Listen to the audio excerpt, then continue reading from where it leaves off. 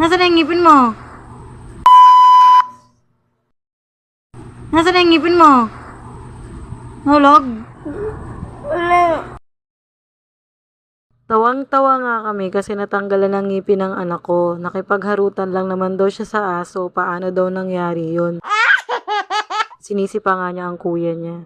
Harutan nga sila ng harutan dahil bagong ligo nga tong aso. Pinaakyat ko muna pansamantala. Kita mo may nagpapakyut pa. Moody talaga to si Yona. Minsan okay, minsan nakasmile, minsan naman nakasimangot at mataray. Walang humpay talaga tong harutan pag nandito tong aso. Ang gugulo, grabe.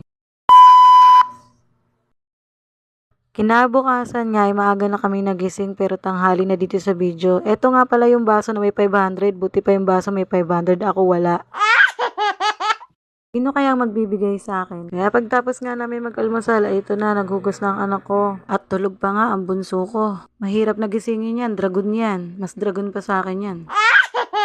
Napasilip nga pala ako sa bintana at ito ang dahilan kung bakit maingay ang background ko. Pero ayos lang at naiintindihan ko. Nakaramdam na nga ako ng init kaya gusto ko na ring maligo pero sinisilip ko muna ang bintana. Ang sarap sanang mamasyal kapag ganito ang panahon. Tipong marami kang pera at kung saan saan ka pupunta. Namimiss ko lang yung mga panahon pag nandito ang mama ko. Siya lagi nanlilibre sa lahat ng lakad namin. Nag-TikTok nga muna pala ako bago ako naligo. Hoy! Puro ka reklamo sa mga post ko! Nakikinood ka lang naman! O, diba may pa-segue pa na ganun? Sige na, maligo ka na at hinihintay ka na nila, magsasalita ka pa. Feeling fresh pa nga. Tawang-tawa ako sa ginagawa ni Yona dito, panoorin nyo.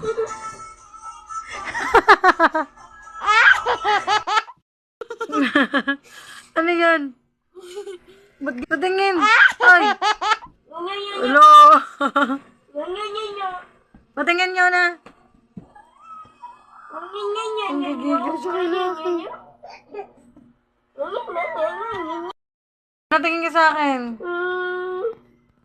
Yona. Yona. Yona. Ang cute naman. Mama. Yona. Tete. Ang cute. Yona.